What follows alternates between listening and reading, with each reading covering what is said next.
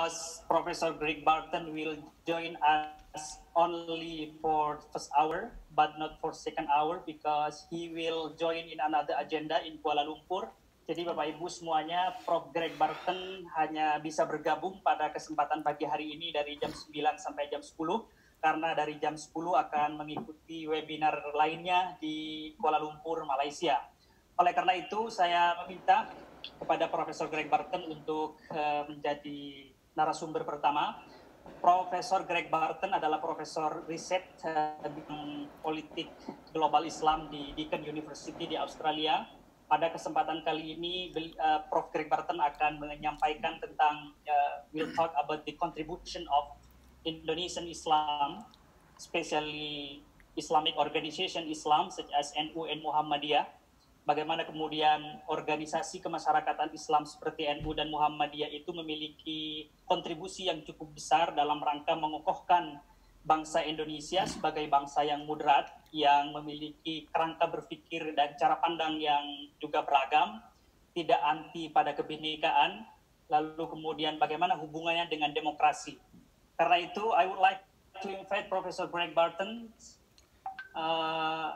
around 15 minutes at least, or 20 minutes maximum, because we have another speaker will talk only today. And now time is yours, Professor Greg Barton.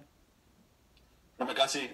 Selamat pagi, selamat sejahtera. Assalamualaikum. Terima kasih atas undangan. Mohon maaf harus hadir lewat virtual begini, tidak bisa mampir ke Jember, tapi insyaAllah ke Jember. InsyaAllah COVID-19 bisa diatasi. Saya akan coba screen sharing. Saya punya slide set, tapi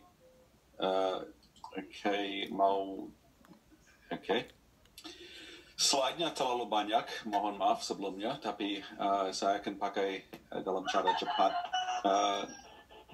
Nadis, kalau ada manfaat, slide bisa dibagi, memang... lagi dan nggak mungkin. Ya, Okay.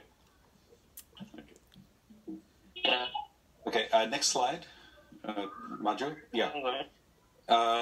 Kita sudah sadar tentang prasangka yang ada tentang Islam di seluruh dunia, apalagi di dunia Barat, bahwa ada masalah, ini persangkanya, ada masalah antara Islam dan demokrasi. Maju. Ini memang serba salah. Kita sudah yakin bahwa serba salah, tapi masih ada kesan yang sangat keras. Mungkin karena kabar dari dunia Islam memang sering ada kabar yang kurang menyenangkan, apalagi dari Timur Tengah, ada banyak masalah politik. Sayang sekali.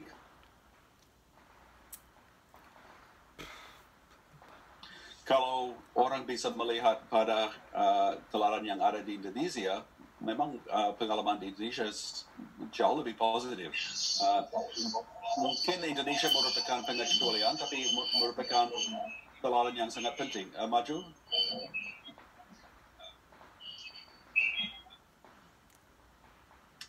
Maju.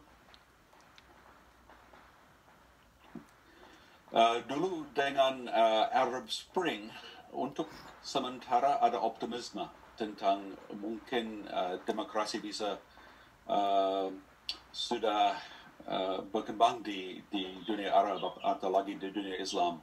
Tapi sayang sekali kandas juga. Maju.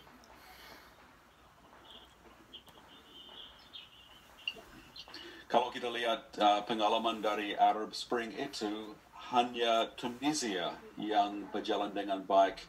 Ya, dan alhamdulillah juga Jordan dan UAE sudah lumayan baik sama Oman. Tapi pada umumnya Arab Spring itu memang tidak bersukses, tidak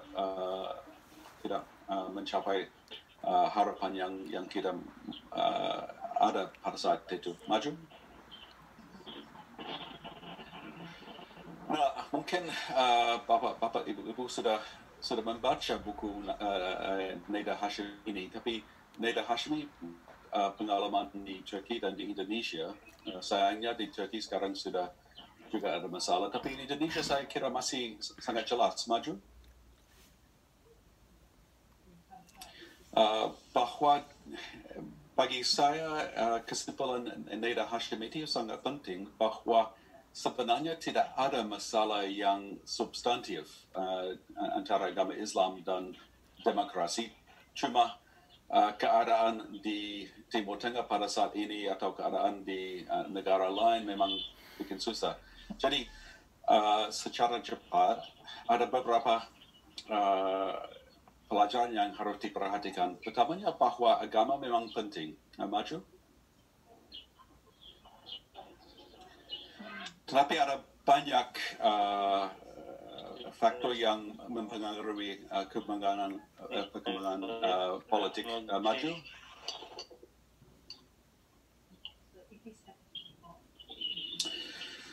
Demokrasi itu memang sangat penting, tapi demokrasi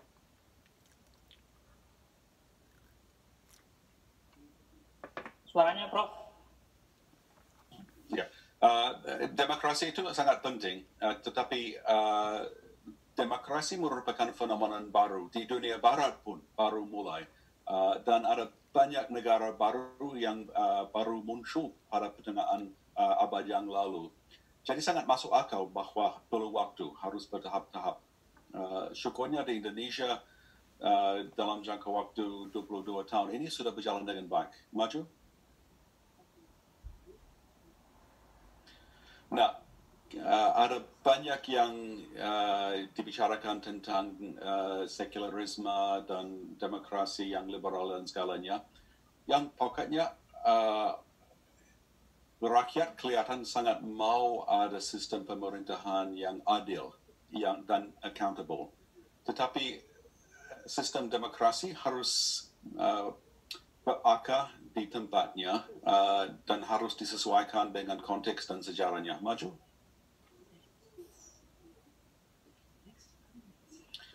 Dan sudah sangat wajar bahwa jalan tidak lurus, ada banyak tantangan, dan sering terjadi bahwa pihak politik akan menyalahgunakan sentimen termasuk sentimen politik. Maju. Yang jelas,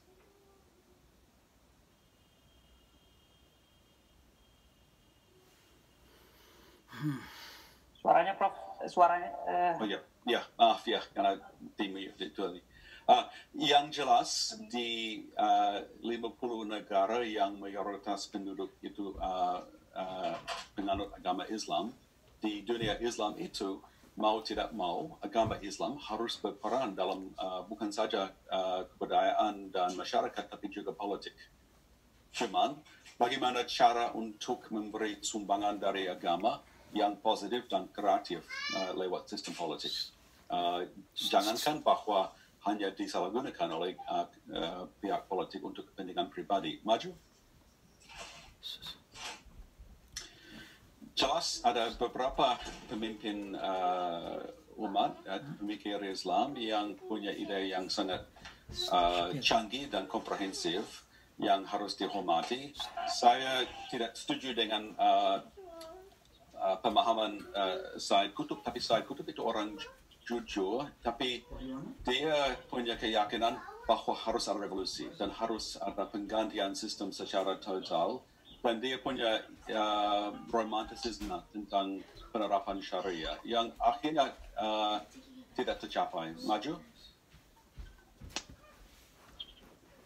Di Indonesia, pendekatan beberapa pemimpin kayak Gus Dur dan sebelumnya Pak Habibie lebih cocok bagi saya. Maju. Karena maju disesuaikan dengan kebutuhan tempatnya dan kebudayaan dan masyarakat. Tapi ada banyak yang mengkritik tokoh seperti Gus Dur, bilang bahwa tidak mungkin bahwa agama bisa plural. Ya memang agama itu tidak plural, tapi pemahaman, penafsiran memang ada macam-macam. Jadi pemahaman dan penerapannya sangat wajar akan jadi plural. Maju, kita harus saling menghormati. Untuk semua agama, baik agama Islam maupun agama yang lain kayak agama Kristen, agama itu harus diterapkan dalam kehidupan seharian dan juga dalam masyarakat dan politik. Jadi walaupun agama itu cuma satu, pemahamannya, penafsiran dan penerapannya akan pasti ada banyak sikap dan persepsi yang berbeda. Maju.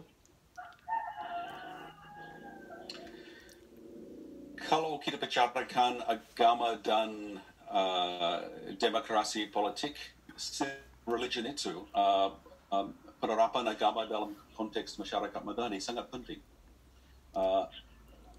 Civil religion itu beroperasi dalam konteks politik.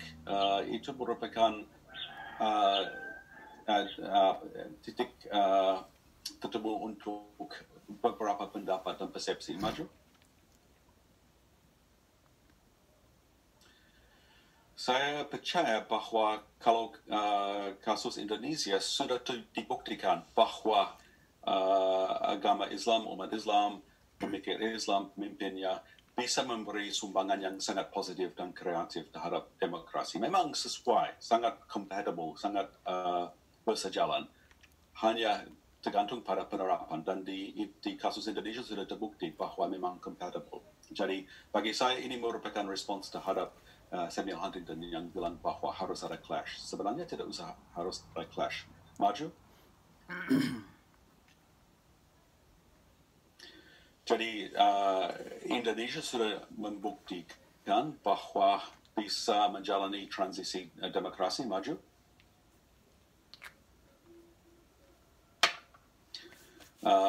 Kalau dilihat dari luar, memang sukses di Indonesia luar biasa. Maju. Mengantuk ya. Tolong maju. Maju. Maju. Sumbang.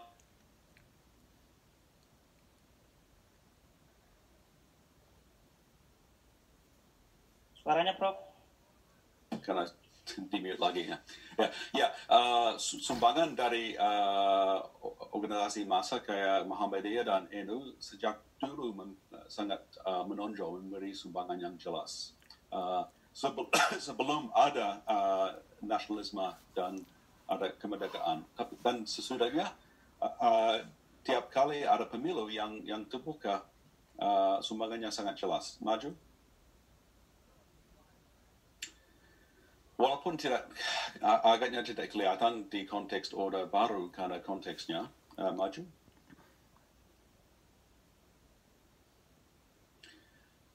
Gerakan reformasi itu bagi saya tidak bisa difahami tanpa memperhatikan peran agama dan ormas dan sumbangan dari beberapa tokoh pemikir dan gerakan masyarakat yang berkaitan dengan umat Islam. Maju.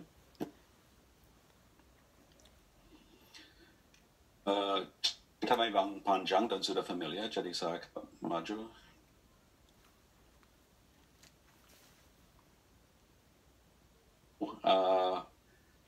Mengakui bahwa sumbangan Gus Dur sangat penting karena memberi kesempatan untuk kemajuannya proses transisi politik transition. Tanpa sumbangan dari tokoh itu, ya mungkin bisa kandas, tapi alhamdulillah tidak jadi begitu. Maju.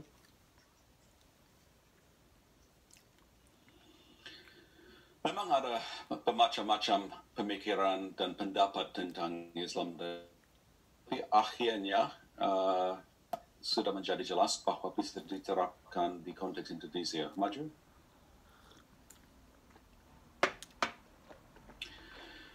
Bagi saya, salah satu kunci untuk sukses di Indonesia masyarakat madani yang pada saat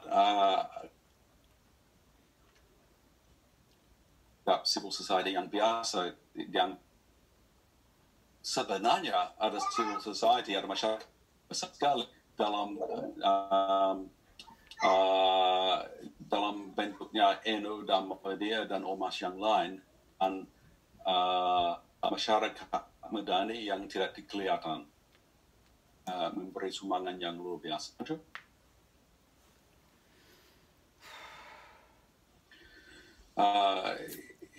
Memang masih ada harus ada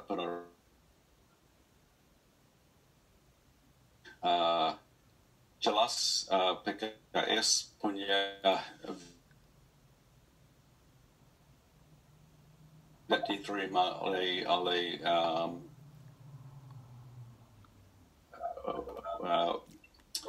rakyat maju.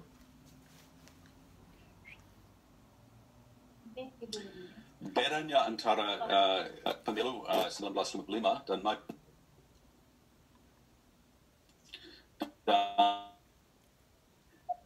pemilu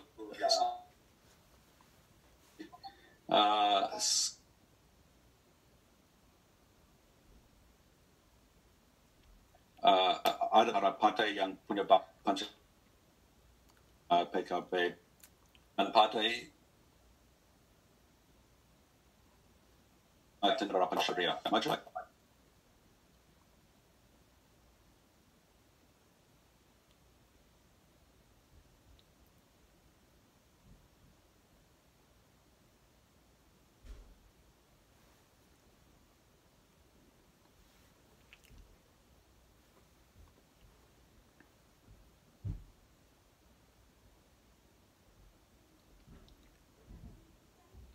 Maju sekarang Indonesia sudah masuk era yang tentang ekonomi. Memang sekarang ada tantangan pada COVID. Maju. Next. Maju. Yang jelas Indonesia dalam proses transisi di dunia Islam. Indonesia yang bentuk yang maju di sering tidak memahaminya, tapi negara Islam yang paling sukses. Nah, masih ada tantangan tentang sikap saling menghakimi, sikap takfiri yang punya manifestasi dalam politik. Maju.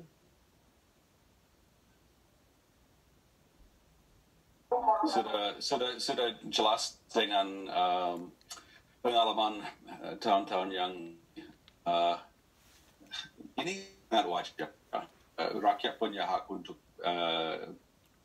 maju.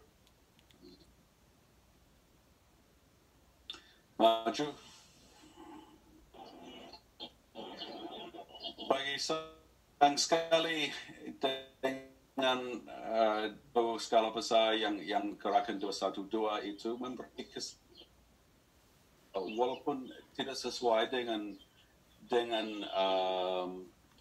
wajah agama Islam yang ada di Indonesia. Kalau suka pada konsep Islam Nusantara atau tidak suka, saya kira ia tergantung juga pada yang sudah merasa kenal dengan Islam Nusantara sebagai konsep, tapi yang tidak memakai kata Nusantara juga punya pemahaman yang sama. Punya potensi yang luar biasa untuk memberi sumbangan. Maju. Kita tahu bahwa konsep yang paling dasar dalam konsep agama Islam Indonesian Islam atau Islam Nusantara, ya boleh saja pakai istilah mana, bahwa pemikiran doktrin ibadah segalanya sangat berperan. Maju.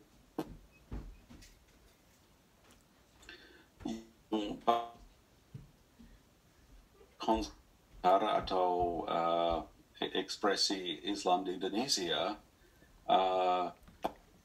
itu pemahaman agama Islam yang dilahirkan dan dibesarkan di tanah air Nusantara memang punya ciri khas sifat spesifik yang khas Indonesia. Maju.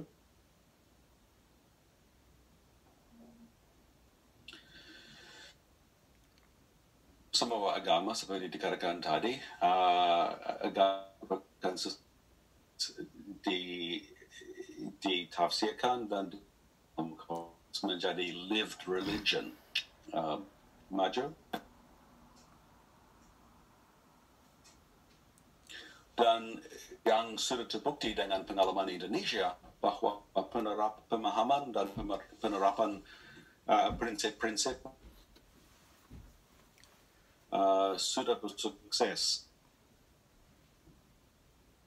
di ekspresi mewujudkan pemahaman yang positif dan sangat cocok untuk konteks Indonesia. Maju.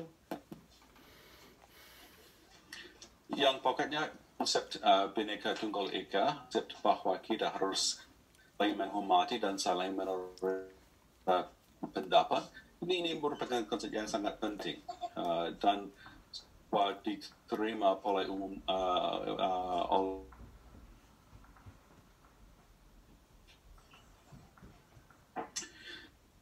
ini merupakan pemahaman yang sangat tidak. Tapi saya mau bilang bahwa di luar Indonesia luar biasa sukses. Ya jelas kalau dilihat dari dalam ada banyak hal yang bikin kita kecewa.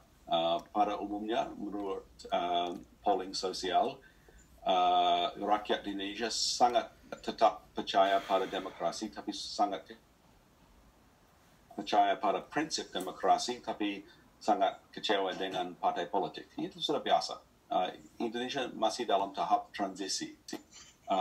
Dan di mana-mana pun demokrasi dan sistem pemerintahan sering bikin kita kecewa. Coba lihat pengalaman Amerika Serikat dan Inggris dengan menghadapi tantangan COVID-19 itu. Di Australia pun banyak hal yang mengecewakan. Tapi itu harus dipisahkan dari garis besar dan gambar besar tentang yang sudah tercapai di Indonesia. Yang tercapai di Indonesia penting sekali karena merupakan teladan yang sangat positif bukan saja untuk Indonesia tapi untuk seluruh dunia.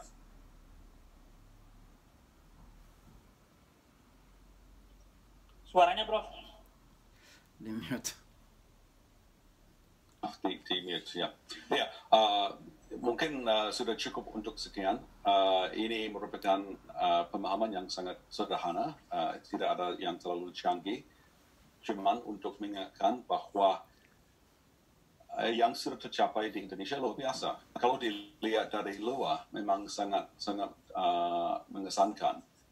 Walaupun dari dalam sering ada hal yang bikin kita kecewa, tetapi ini merupakan proses Indonesia dalam proses transisi dan alhamdulillah sampai sekarang tetap maju walaupun ada banyak tantangan apalagi tahun ini dengan COVID-19 itu kemajuan terus menerus dan peran lewat organisasi massa, Muhammadiyah NU dan yang lain, lewat masyarakat madani, sangat signifikan dan sangat positif.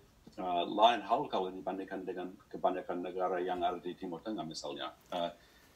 Di Timur Tengah hanya beberapa negara kayak Tunisia misalnya, atau mungkin Oman, UAE, yang cukup positif. Yang lain dalam keadaan kewalahan. Tapi syukurnya lain hal kalau di Indonesia. Jadi ini harus difahami walaupun ada perbedaan pendapat bahwa ada landasan, ada fondasi untuk tetap optimis dan positif tentang bukan saja kemajuan Indonesia tapi untuk penerapan demokrasi dan sumbangan dari agama Islam. Ya, terima kasih. Baik, terima kasih Profesor Greg Barton telah menyampaikan materi yang tentunya kaya gagasannya, yang kemudian juga bisa menjadi optimisme kita bagaimana bangsa Indonesia harus kita bangun dengan modal sosial keagamaan yang telah disebutkan oleh Profesor Greg Barton tadi. Terima kasih Profesor Greg Barton telah bergabung pada kesempatan kali ini sesuai dengan yang email disampaikan oleh Prof. Greg Barton. Kalau kemudian Prof. Greg Barton berkenan untuk leave us because we'll join another agenda in Malaysia, kami persilahkan. Tapi kemudian kalau masih ada waktu, karena ini akan berjalan sampai sekitar jam 11 lewat. Tapi sebagaimana email yang disampaikan oleh Profesor Greg Barton, saya harus sampaikan kepada para partisipan semuanya bahwa Profesor Greg Barton tidak bisa bergabung penuh sampai akhir karena akan mengikuti acara webinar lainnya di Malaysia. Baik, seluruh partisipan yang kami hormati, sekali lagi sebelum lanjut pada narasumber berikutnya, kami mohon kepada seluruh partisipan untuk memute akunnya masing-masing agar tidak mengganggu proses jalannya diskusi kita pada pagi hari ini. Karena speaker pada sesi kedua, live dari New York, yaitu Bapak Imam Syamsi Ali, Imam atau Direktur Jamaikan Muslim New York in United States, will talk about his experience about interfaith dialogue in United States. Jadi sebelum kemudian kita menyaksikan dan mendengarkan diskusi atau pemaparan materi dari Bapak Imam Syamsi Ali, perlu kami sampaikan untuk menayangkan video tentang kiprah dan kontribusi Bapak Imam Syamsi Ali dalam menjalankan misi untuk memperkenalkan Indonesian Islam based Islam Wasatiyah di Amerika, dan Bapak Imam Syamsi Ali telah mendirikan pondok pesantren terbesar di bawah naungan Nusantara Foundation di United States di New York. Dan kita sudah sangat populer. Bapak Imam Syamsi Ali merupakan salah satu tokoh muslim yang berpengaruh di New York, di Amerika Serikat, dengan kiprahnya memperkenalkan Islam Indonesia yang ramah dan toleran dan kemudian diterima di lingkungan internasional. Baik, kami akan menayangkan video terlebih dahulu tentang kiprah Bapak Imam Syamsi Ali.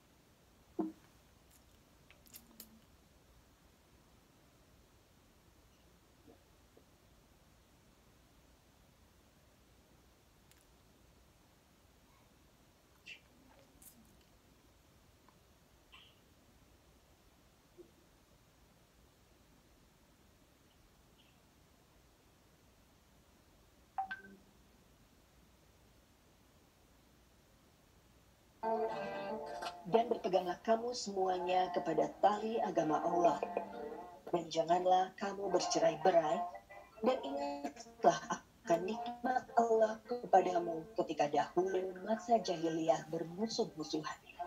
Maka Allah mempersatukan hatimu, lalu menjadi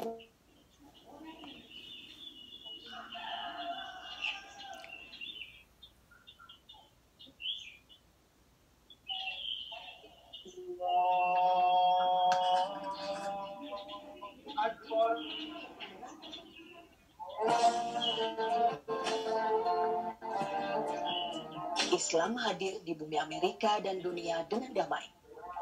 Karena kehadiran Islam adalah rahmatan lil alamin sebagai pembawa kedamaian di dunia. Sayangnya, sejak peristiwa teror 11 September 2001 yang dilakukan segelintir orang tak bertanggung jawab, kehadiran Islam di Amerika jadi disalahartikan.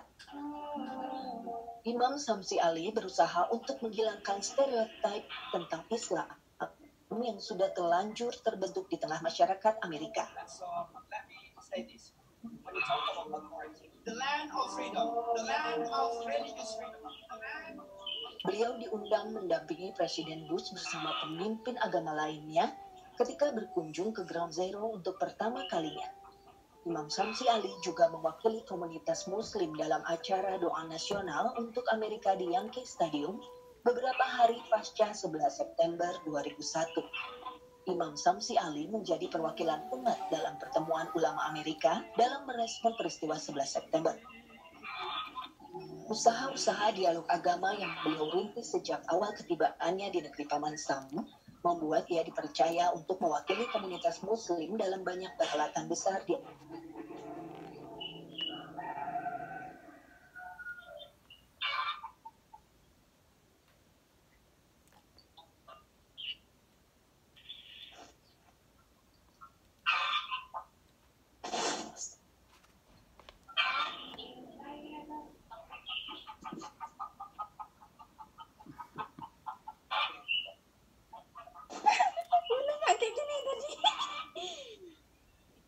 video ini apa? Ini video ini.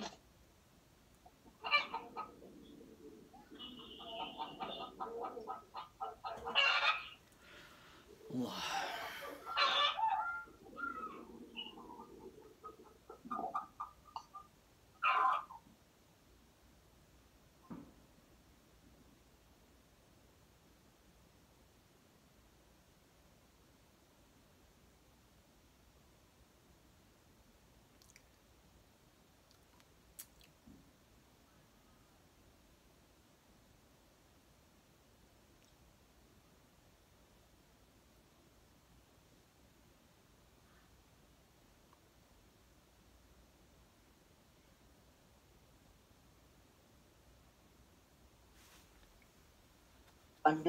gedung-gedung tua yang ada di lokasi tersebut mulai direnovasi.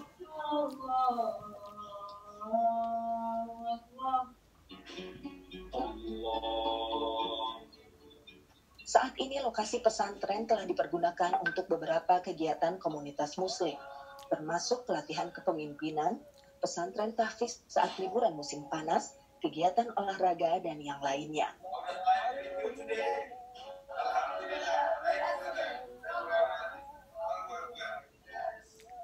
Harapan ke depan pesantren yang bernama Nur Inka Nusantara Madani ini akan menjadi salah satu ujung tombak untuk memperkenalkan Indonesia, khususnya Muslim Indonesia, ke dunia internasional.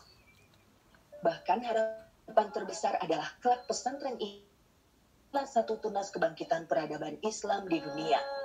Karenanya, dukungan berupa material maupun non-material sangat dibutuhkan untuk mewujudkan peranan penting Indonesia dalam peradaban Islam dunia.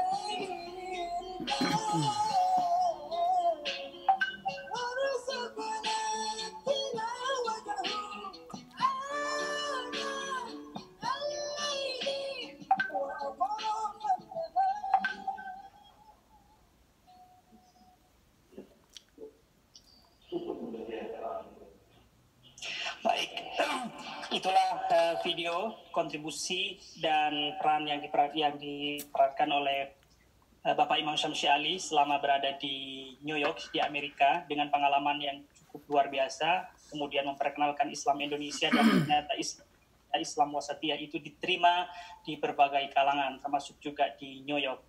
Oleh karena itu, I would like to invite Bapak Imam Syamsi Ali, 15 minutes or maximum 20 minutes. Time is yours. Terima kasih banyak. Bismillahirrahmanirrahim. Assalamualaikum warahmatullahi wabarakatuh. Alhamdulillah, salatu wassalamu ala rasulillah wa ala alihi wa sahbihi wa mawala. Yang saya hormati Bapak Rektor IAIN Jember, Bapak Kiai Haji Lukman Hakim Saifuddin, Profesor Greg Barton, nice seeing you. Para peserta yang saya hormati dan saya muliakan, sungguh sebuah kehormatan bahwa pada malam hari ini waktu New York saya bisa bergabung, waktu pagi Jakarta atau Indonesia. Tentu sebuah kehormatan sekaligus barangkali ini bagian dari komitmen kecintaan saya, walaupun saya ini di luar negeri sejak umur 18 tahun. Jadi saya meninggalkan Indonesia itu sekitar umur 18 tahun, tamat di pesantren, kuliah di Pakistan, Saudi, dan kemudian sekarang sudah tinggal di kota New York sekitar 23 tahun. Tapi yang pasti bahwa sebagai putra bangsa punya keinginan besar dan mimpi untuk melihat Indonesia menjadi salah satu bangsa besar dunia yang bisa sejajar dengan bangsa-bangsa yang lain. Nah tentu salah satu hal yang harus kita jadikan sebagai fondasi utama adalah kebersamaan dan kesatuan. Dan itulah sebabnya seperti Pak Greg tadi sampaikan bahwa pengistilahan-istilahan itu yang ada di negara kita, apakah itu disebut Islam Nusantara, Islam berkemajuan, ya intinya adalah bahwa kita semua beragama Islam yang memiliki penafsiran yang berbeda-beda. Dan saya kira penting sekali untuk kita pahami bersama agar kita bisa membangun kedewasaan di dalam menyikapi perbedaan-perbedaan itu. Topik kita kali ini sangat penting sekali karena ini berbicara tentang moderasi Islam. Saya mengatakan sangat penting sekali karena memang kita sedang menghadapi dunia yang sedang bergejolak, ya. Gejolak yang terkadang tidak terkontrol. Naiknya politisi-politisi ekstrim seperti Donald Trump misalnya di Amerika Serikat ternyata membangkitkan juga perilaku-perilaku yang terkadang mengaitkan agama-agama itu. Maka salah satu di antaranya misalnya apa yang terjadi di Selandia Baru itu adalah salah satu bukti nyata langsung daripada terjadinya ekstremisme yang sedang meninggi dalam dunia kita sekarang. Dan ekstremisme ini tidak hanya dalam urusan agama saja, tapi justru hampir dalam segala aspek kehidupan manusia, khususnya di bidang politik. Naiknya atau meningginya white supremacy misalnya, tidak lepas daripada motivasi yang atau inspirasi yang didapatkan daripada politisi-politisi yang ekstrim seperti Donald Trump dan lain sebagainya. Nah, dalam agama kita, tentunya saya kembali kepada agama karena waktunya singkat. Ya, dalam agama kita tentunya jelas bahwa Islam itu ya memang identik dengan moderasi. Ya, sesuatu yang kita perlihatkan sebagai tidak moderasi berarti sebuah penyimpangan. Karena secara mendasar, secara esensi, Islam itu adalah moderasi. Dan barangkali kalau kita melihat semua aspek-aspek ajaran agama kita ini, maupun kembali kepada acuan-acuan Al-Quran maupun hadis-hadis, semuanya mengarah kepada moderasi. La taghlu fi dinikum, jangan berlebihan dalam agama kamu. Rasulullah SAW misalnya mengatakan, iyakum wal ghulu, berhati-hati dengan ekstremisme, karena sesungguhnya ekstrim itu membawa kepada kehancuran. Fa innal ghulu yahdi ila tahluka. Maka saya kira kalau kita kembali kepada konsep agama kita, semuanya adalah mengenai moderasi. Konsep akidah misalnya, terjadi keseimbangan di situ. Karena salah satu makna daripada moderasi adalah keseimbangan, ada balance yang terjadi di situ. Di mana dalam akidah kita, di satu sisi misalnya, kita meniadakan simbol-simbol, tapi pada saat yang sama, Islam itu mengakui adanya wujud simbolisasi untuk menguatkan keimanan kita. Maka ada ayat misalnya mengatakan begini, laisa kamitslihi syai' wa huwas sami'ul basir. Bahwa Allah itu enggak seperti siapa-siapa, artinya jangan disamakan dengan apa saja. Tapi pada saat yang sama, Al-Quran mengatakan dia mendengar dan dia melihat. Artinya apa? Ada semacam simbolisasi di situ terjadi. Maka di situ adalah keseimbangan. Ini dalam hal akidah. Demikian juga dalam ibadah-ibadah yang kita lakukan, semuanya ada tawazun. Ada keseimbangan-keseimbangan yang terjadi. Bahkan yang lebih ekstrim lagi. Perintah misalnya untuk melakukan pembelaan diri. Ambillah satu contoh yang paling ekstrim, peperangan misalnya. Dalam ajaran agama Islam, peperangan yang dibenarkan itu adalah peperangan yang moderate. Peperangan yang balance. Maka peperangan tidak diinisiasi dalam agama Islam. Orang Islam tidak boleh menginisiasi peperangan. Yang terjadi kemudian adalah qatilul ladzina yuqatilunakum. Perangilah siapa yang memerangi kamu. Tapi jangan lupa ada ayat yang mengatakan wa anta'fu khairul lakum. Kalau kamu masih bisa memaafkan, maka itu lebih baik. Coba lihat keseimbangan di sini ini. Kita diberikan kesempatan untuk membela diri, Tapi kalau masih ada jalan keluar untuk tidak sampai terlibat dalam peperangan itu, maka itu yang terbaik, kata Al-Quran. Sampai pada saat pun kita misalnya harus terlibat dalam peperangan, maka Al-Quran mengatakan, وَلَا تَعْتَدُوا إِنَّ اللَّهَ لَا يُحِبُّ الْمُعْتَدِينَ. Jangan melampaui batas, karena sesungguhnya Allah tidak menyukai orang yang melampaui batas. Nah, salah satu definisi daripada moderasi itu adalah berada di dalam batas-batasan itu. Karena agama kita itu dibatasi oleh hudud. Wa tilka hududullahi fala ta'taduha. Itu adalah batasan-batasan Allah, maka jangan go beyond, jangan melampaui itu. Maka di dalam berperang pun tidak boleh kita melampaui batas. Misalnya, ada saudara-saudara muslim kita merasa diperangi oleh Amerika dengan peperangan kultur budaya misalnya. Katanya bintang-bintang film-film Hollywood sudah masuk Indonesia dan mengganggu keberagamaan kita. Dulu kalau tidak salah Lady Gaga mau masuk ke Indonesia. Lalu kemudian apa yang terjadi? Yang terjadi justru ada yang ingin membakar gedung misalnya. Nah ini kan peperangan yang tidak adil. Ini melampaui batas.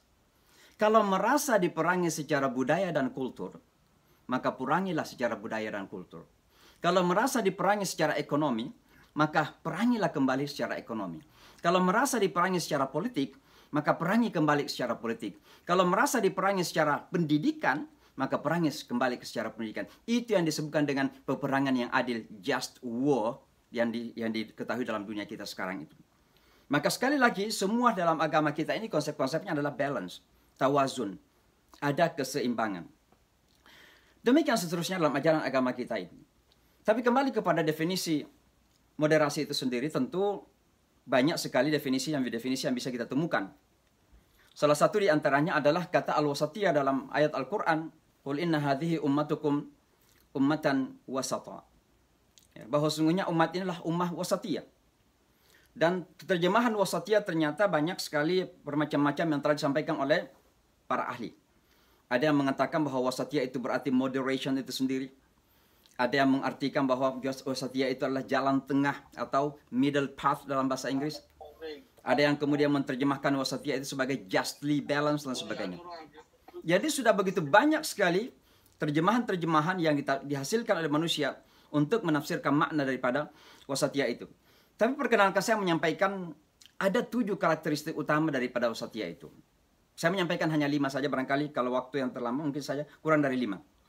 Yang pertama adalah untuk dikatakan sebagai ummatan wasatat, a moderate nation, maka yang pertama harus ada al-i'tidal.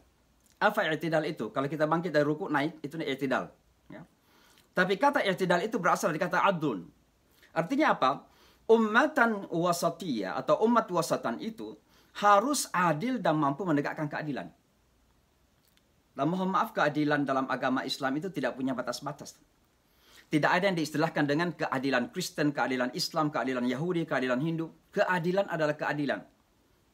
Maka satu-satunya asma Allah, nama Allah yang berwujud noun atau ism adalah al-adlu. Kalau pencipta khaliqun. Kalau yang kasih sayang ar-Rahman ar-Rahim. Tapi ketika adilun yang maha adil, bukan al-adil, tapi Allah disebut sebagai al-adlu. Kenapa? Karena keadilan begitu sangat universal. Merendahkan keadilan seolah-olah merendahkan Allah Subhanahu wa taala secara langsung. Maka ini pertama daripada ciri al-wasatiyah itu. Yang kedua adalah ada as-samhah di situ. Itu yang disebut dengan toleransi dalam bahasa yang lain. As-samhah ini tentu harus mengakui adanya yang disebut dengan diversity, keragaman. Karena yang namanya toleransi itu terjadi ketika kita mengakui keragaman. Maka keragaman menjadi sunnatullah dalam pandangan Islam. Merangkul keragaman bukan sekedar isu sosial dalam agama kita. Tapi justru menjadi bahagian dari akidah Islamiyah kita. Karena itu ada dari ayatullah. Wa min ayatihi khalqus samawati wal ard wa ikhtilafu alsinatikum wa alwanikum.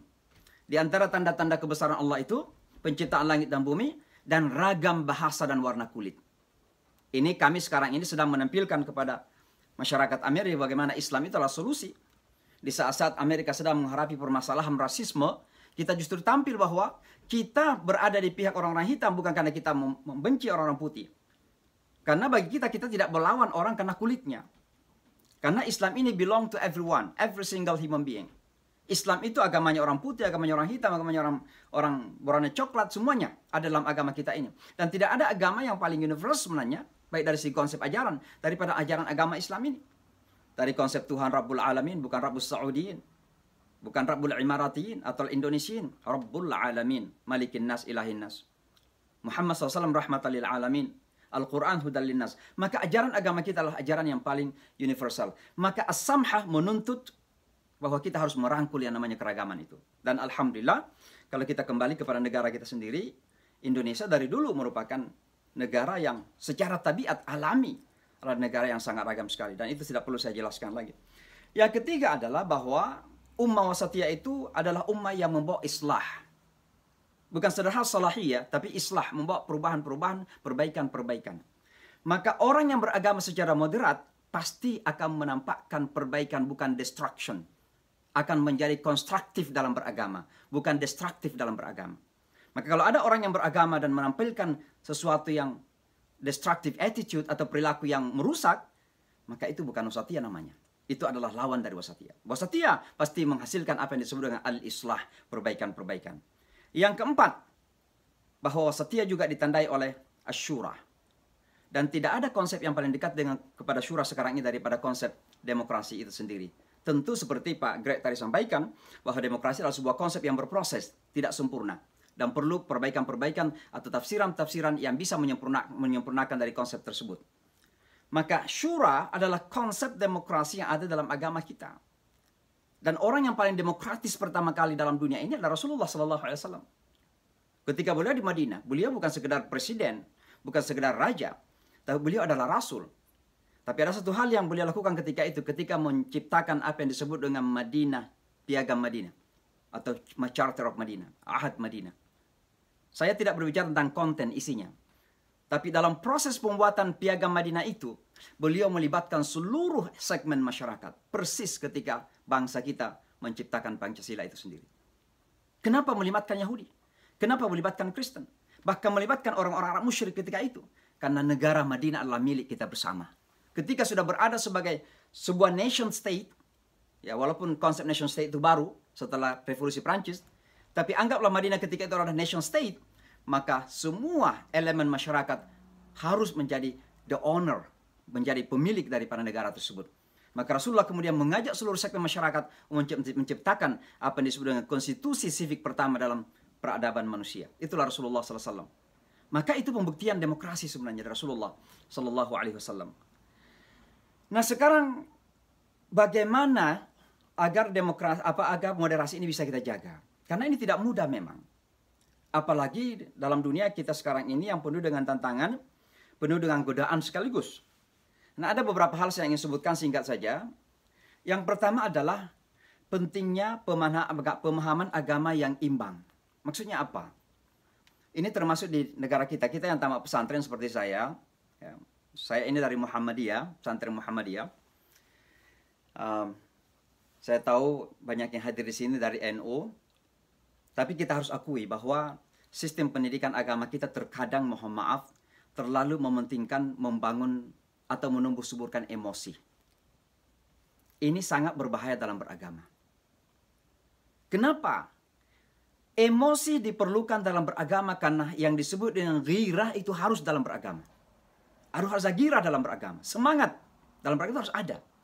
Tapi ketika emosi tidak diimbangi oleh pemahaman rasional, maka disitulah kemudian emosi bisa dengan mudah tidak terkontrol. Maka perhatikan kehidupan umat kita sekarang begitu mudah marah. Ketika ada kartun Denmark misalnya, Danish cartoon beberapa tahun yang lalu. Ada 7 staf PBB di Afghanistan mati. Ada 6 biarawati di Nigeria ditusuk, dibunuh oleh orang-orang yang tidak bertanggung jawab. Ada 2 gedung di Lebanon. Kami di Amerika juga menolak itu. Tapi kami, karena ada pertimbangan-pertimbangan rasional, kami mengadakan demonstrasi secara damai. Dan kita diterima oleh konsul jenderal Denmark ketika itu. Beliau mengatakan, Imam, kami ingin menghormati, tapi kami ini bangsa Eropa, tidak paham tentang agama. Jangankan Islam, agama sudah tidak paham gitu loh. Maka ajari kami agama. Itu kata beliau, kata konsul jenderal daripada Denmark ketika itu. Artinya apa? Bahwa kita perlu pendekatan keagamaan yang imbang dan rasional. Itu yang pertama. Kalau tidak, maka kita lihat betapa umat kita sekarang ini begitu mudah meledak, begitu mudah emosi. Yang kedua adalah kita memerlukan media yang bertanggung jawab.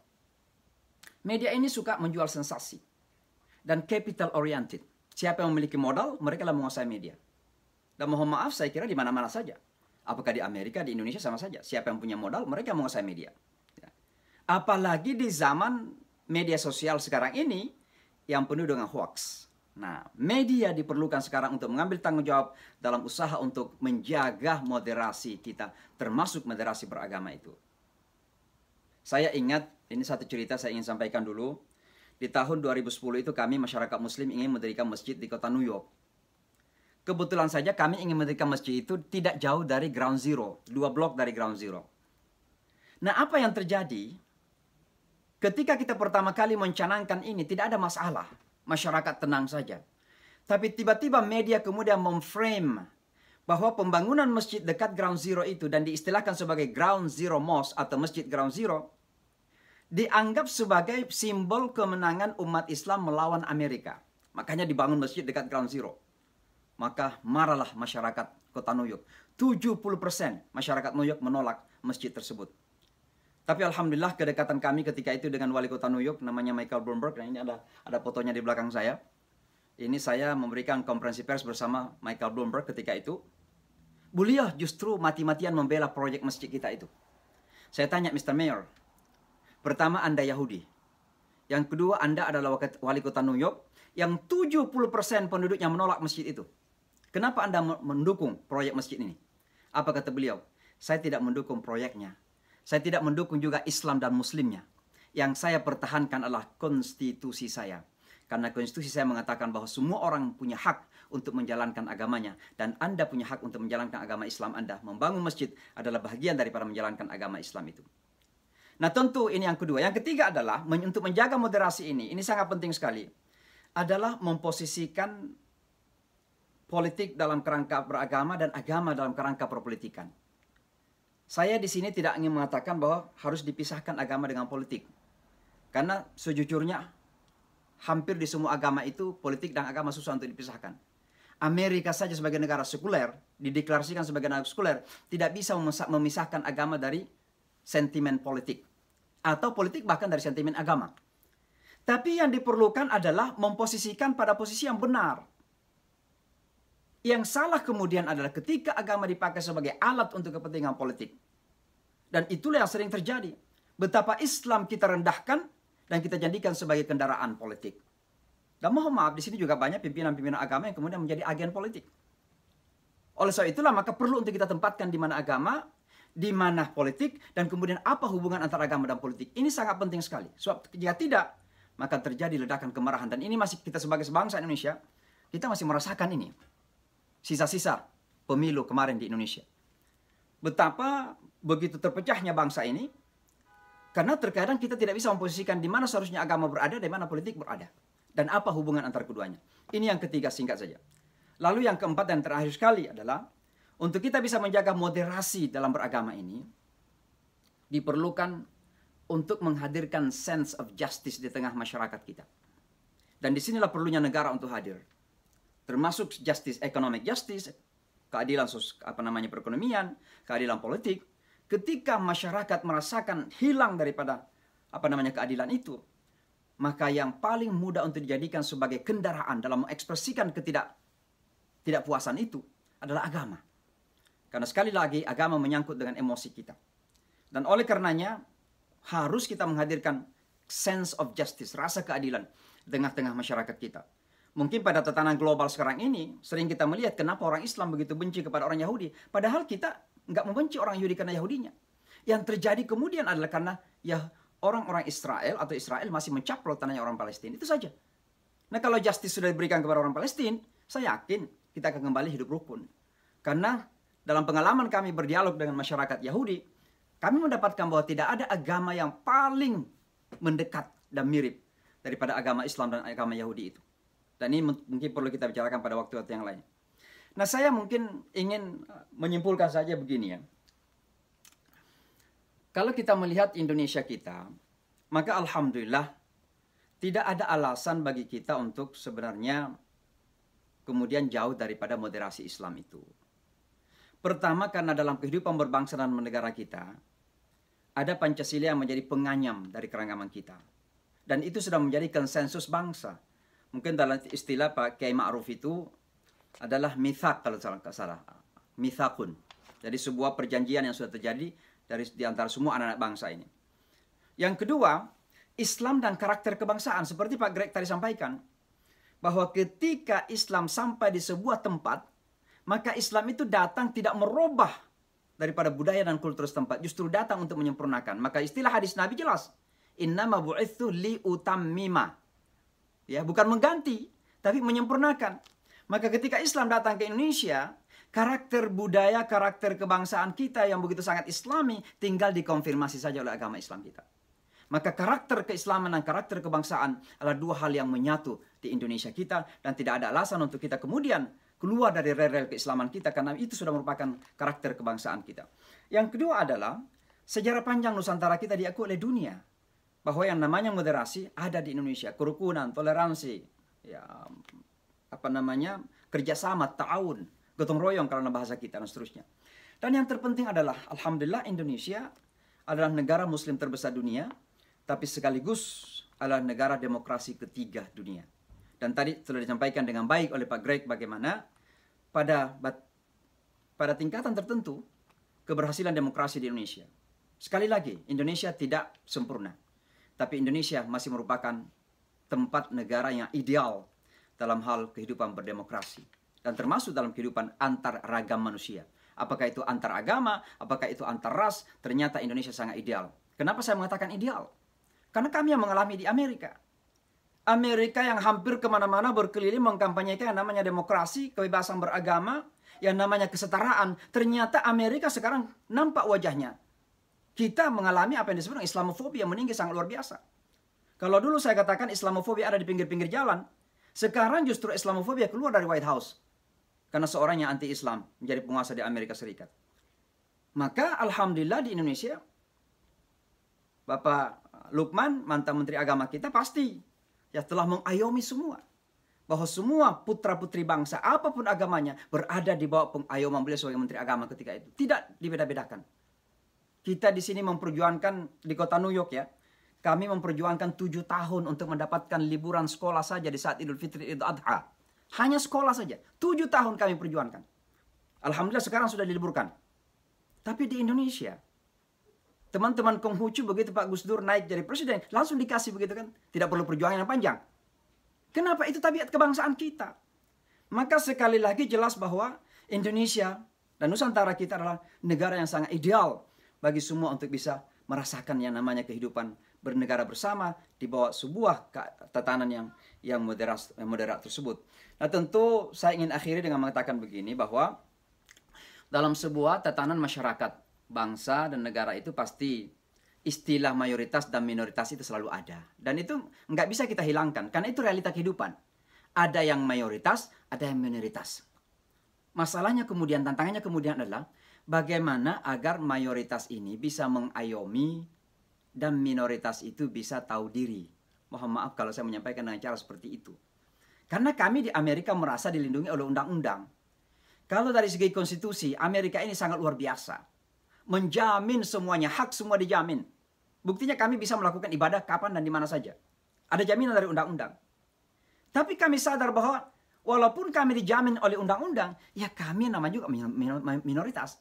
Itulah sebabnya kami kemudian sejak kehadiran saya di Amerika khususnya, kami sudah membangun dialog antar agama dengan seluruh segmen masyarakat di Amerika Serikat. Mungkin saya ingin kasih contoh saja ya sebagai penutup. Di tahun 2001 ketika terjadi 9/11, saya kebetulan diminta oleh pemerintah Amerika untuk mendampingi Presiden Bush dalam banyak acara-acara. Ya, termasuk ketika Presiden Bush pertama kali datang ke Ground Zero. Dan kemudian ada doa bersama, tadi lihat di video itu saya sedang membaca doa dan membaca Al-Quran itu. Di sanalah saya pertama kali ketemu dengan seorang rabi Yahudi, pendeta Yahudi. Ketika pendeta Yahudi itu lihat saya dari jauh, dia langsung datang kepada saya, dia tanya, "Kamu orang Indonesia ya?" Saya katakan, "Iya, saya orang Indonesia." "Oh, saya suka Indonesia," katanya. Lalu saya tanya, "Kenapa suka Indonesia?" Dia katakan, "Karena di Indonesia ada teman saya." Saya tanya, "Temannya siapa, Pak?" Ini pendeta Yahudi ini. Dia katakan, "Gus Dur." Rupanya temannya Pak Gus Dur. Namanya Rabbi Mark Schneier. Namanya Mark Schneier. Nah, lalu di tahun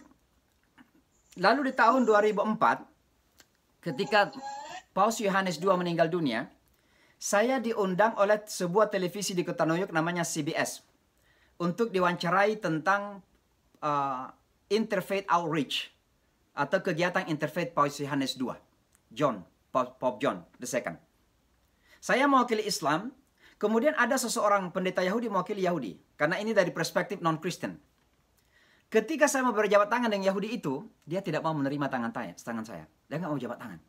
Bahkan tidak mau melihat muka saya. Lalu kita berdialog, ya, wawancara. Setelah itu kita berpisah. 6 bulan kemudian beliau menelpon saya mau ketemu. Lalu kita ketemu, singkat ceritanya. Yang pertama saya ingatkan, saya katakan, Sir, Rabai. Ya, pendeta Yahudi dipanggil sebagai Rabi, Rabai, dulu di studio kenapa Anda tidak mau jabat tangan dengan saya? Dan tidak mau melihat muka saya? Apa kata beliau? Waktu itu saya tidak suka Islam dan tidak suka orang Islam. Yang kedua, waktu itu saya tidak yakin bahwa Anda orang Islam. Kenapa? Ada stereotipe di Amerika bahwa yang namanya bukan Arab itu bukan Islam. Jadi orang Arab, Islam itu hanya Arab saja. Lalu saya tanya, kenapa Anda memanggil saya? Ingin ketemu? Dia katakan, karena saya sudah melihat Anda di beberapa kali di televisi. And you are a good ambassador untuk Islam. Kamu duta besar yang baik untuk Islam, katanya. Maka kita berdialog. Dia tanya saya tentang satu ayat dalam Al-Quran. Apa itu jihad? Apa itu syariah? Bagaimana Islam memproseskan Yahudi? Satu lagi, apa itu khair ummah? Karena dia baca Al-Quran rupanya. Saya menjawab kemudian dengan jawaban yang berusaha semaksimal mungkin yang sesuai dengan kemampuan saya. Lalu saya tanya satu pertanyaan. Saya katakan, Rabi, what does it mean to be chosen? Apa artinya umat terpilih itu? Rupanya beliau menjelaskan arti terpilih itu persis dengan kuntum khaira ummatin ukhrijat linnas ta'muruna bil ma'ruf wa tanhauna 'anil munkar wa tu'minuna billah. Kata tu'minuna billah, dia mengatakan kita dipercaya oleh Tuhan untuk menjaga monoteisme itu. Saya katakan kalau itu artinya terpilih, maka kami umat Islam lebih terpilih lagi. Karena kami ikut kepada Musa, ikut kepada Daud, ikut kepada Sulaiman, ikut kepada Isa. Sementara Anda tidak ikut kepada Isa dan Nabi Muhammad. Berarti kami lebih terpilih dong. Kita bercanda saja. Singkat cerita, kami membangun dialog bersama Yahudi ini. Tidak saja bahwa kami bersahabat, justru kami bersama-sama saling membela. Ketika Islamofobia meninggi, dia yang tampil. Ketika anti-Semitisme meninggi, kami yang tampil membela orang Yahudi. Kenapa? Karena sekarang, ya saya akhiri ini. Karena sekarang ini di Amerika, justru Yahudi dan Islam itu sama-sama menderita di bawah pemerintahan Donald Trump. Saya kira demikian. Assalamualaikum warahmatullahi wabarakatuh. Waalaikumsalam warahmatullahi wabarakatuh. Terima kasih materi yang sangat luar biasa yang memberikan pengetahuan dan cakrawala kita dalam konteks moderasi beragama yang diceritakan diskusikan oleh Bapak Syamsi Ali dan juga pengalaman-pengalaman yang luar biasa selama belasan tahun berada di New York di Amerika. Dan menjadi pengetahuan yang luar biasa bagi kita semua. Karena waktu yang juga sangat singkat, kita akan beranjak pada narasumber berikutnya yang juga akan menyampaikan materi tentang bagaimana moderasi beragama itu dibangun, kemudian bagaimana moderasi itu menjadi cara pandang berpikir kita yang toleran, yang moderat, yang didasarkan pada nilai-nilai kasih sayang. Dan sudah tidak asing lagi bagi kita, yaitu Bapak Kiai Haji Lukman Hakim Saifuddin, Menteri Agama RI 2014 sampai 2019, dan beliau yang mencetuskan ide atau diskursus moderasi beragama di Indonesia sehingga akhir tahun 2019 mendapatkan penghargaan sebagai Bapak Pencetus Moderasi Beragama di Indonesia. Dan kami persilakan kepada Bapak Kiai Haji Lukman Hakim Saifuddin ada sekitar waktu 15 sampai 20 menit untuk menyampaikan ide dan gagasannya serta materinya. Nanti kita akan melanjutkan dalam sesi diskusi. Tapi sesi diskusi ini nanti hanya akan diikuti oleh dua narasumber, yaitu Bapak Imam Syamsi Ali dan Bapak Lukman Hakim Saifuddin, karena Profesor Greg Barton sudah meninggalkan kita mengikuti acara webinar di lain tempat. Kami persilakan Bapak Kiai Haji Lukman Hakim Saifuddin, apakah sudah tersambung? Iya, sudah terdengar ya suara saya? Ya, sudah Pak Kiai. Silakan. Ya, baik. Assalamualaikum warahmatullahi wabarakatuh. Waalaikumsalam warahmatullahi wabarakatuh. Yang saya hormati Profesor Babu Rektor IAIN Jember beserta seluruh sivitas akademika IAIN Jember. Yang saya hormati Bapak Imam Samsi Ali, juga yang saya hormati Profesor Greg Barton, seluruh peserta webinar kita pada pagi menjelang siang hari ini, dan tentu yang saya hormati Saudara Wildani selaku moderator kita. Ya, waktunya memang tidak banyak, oleh karenanya saya ingin langsung saja mengawali paparan saya ini dengan sedikit menjelaskan tentang istilah moderasi beragama, karena selalu saja masih ada kesalahpahaman dalam memaknai istilah ini, istilah moderasi beragama. Jadi tentu yang dimaksud dengan moderasi beragama adalah sebuah upaya agar cara kita beragama, cara kita memahami dan mengamalkan ajaran-ajaran agama itu senantiasa berada pada koridornya, pada jalurnya yang tidak berlebih-lebihan, yang tidak ekstrim, yaitu moderat itu. Jadi benarlah apa yang disampaikan oleh Imam Syiah bahwa Islam dan tentu menurut penganut agama-agama yang lain, setiap agama itu diyakini sebagai kebenaran. Sesuatu yang tidak perlu lagi kita persoalkan. Dalam hal ini misalnya Islam, itu pastilah benarnya, pastilah moderatnya. Tapi pertanyaannya adalah bagaimana cara kita memahami Islam itu? Bagaimana cara kita mengamalkan ajaran-ajaran agama?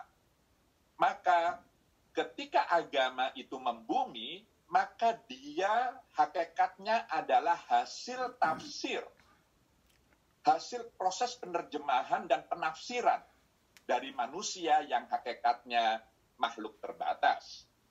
Tidak hanya karena terbatas pada dirinya, tapi juga terbatas karena dia berada pada perspektif, pada sudut pandang, pada titik pijak yang berbeda-beda antara yang satu dengan yang lain.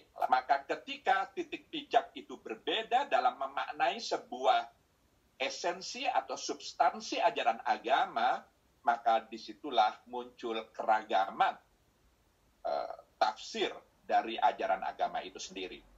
Maka di tengah-tengah keragaman kita, di tengah-tengah kehidupan yang semakin kompetitif ini, di tengah-tengah kehidupan yang semakin mengglobal, apalagi ditambah dengan percepatan teknologi, termasuk di dalamnya tentu teknologi informasi komunikasi, maka cara kita memahami dan mengamalkan ajaran itu semakin penting untuk tetap terjaga pada jalurnya yang tidak berlebih-lebihan, yang tidak ekstrim.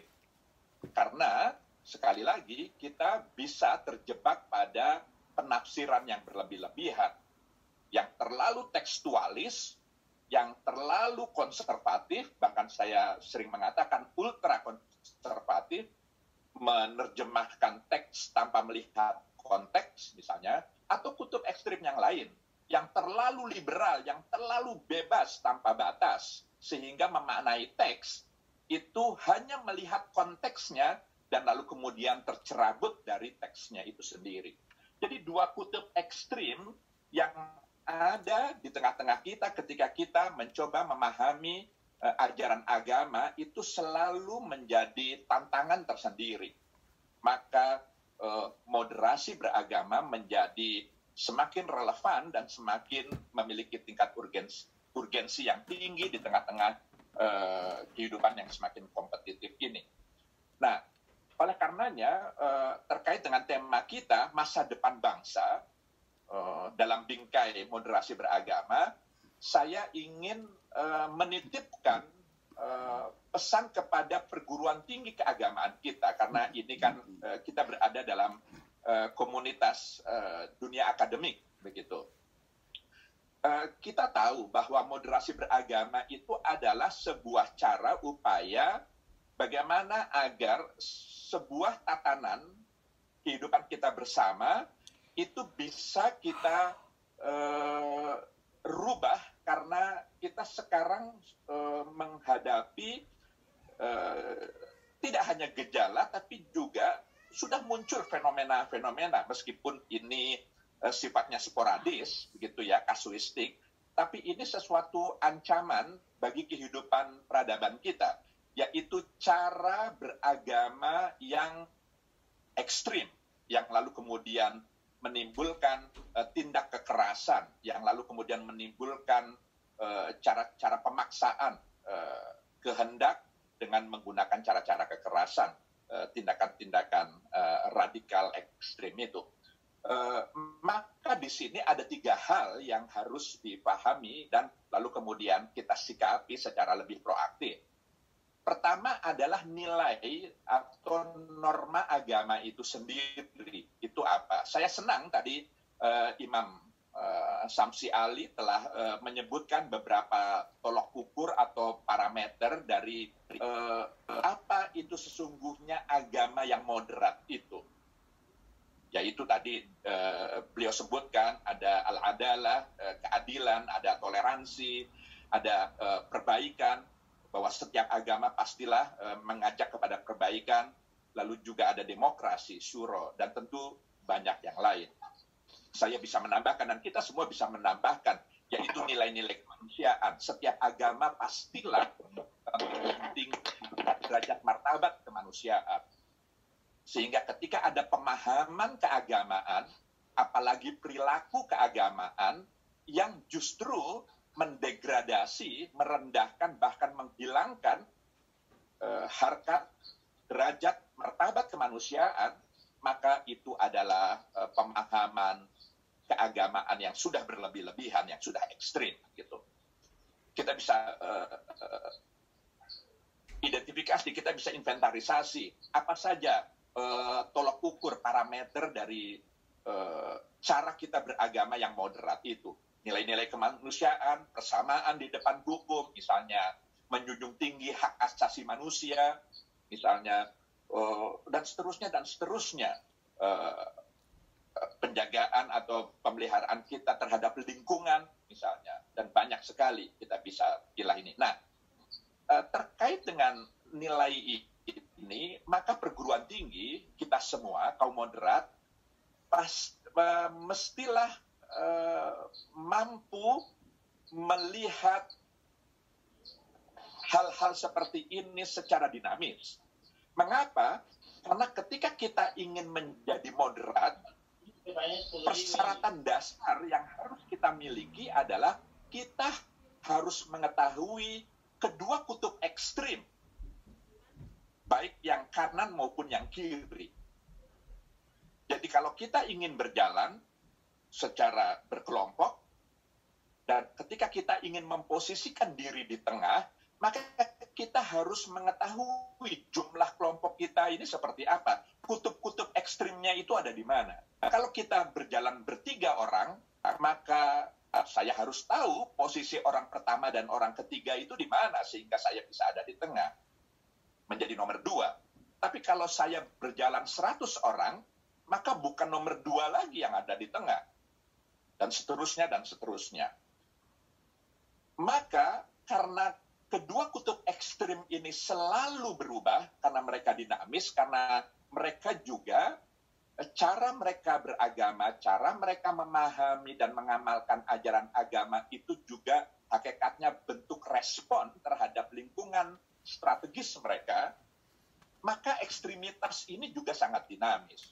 Maka menjadi prasyarat mutlak bagi setiap kita yang ingin berperilaku moderat untuk mengetahui kondisi ini. Jadi pemetaan terhadap kutub-kutub ekstrim itu harus selalu dilakukan secara berkelanjutan agar moderasi ini juga tetap bisa berjalan sebagaimana yang diharapkan. Jadi moderasi beragama itu dinamis. Dia bukanlah sesuatu yang statis, gitu. Karena dia adalah wujud bentuk respon dari bagaimana mensikapi lingkungan strategis kita sesuai dengan situasi dan kondisi yang kita hadapi. Yang kedua, pesan saya kepada para akademisi, pada sivitas akademika, perguruan tinggi keagamaan di Indonesia adalah bahwa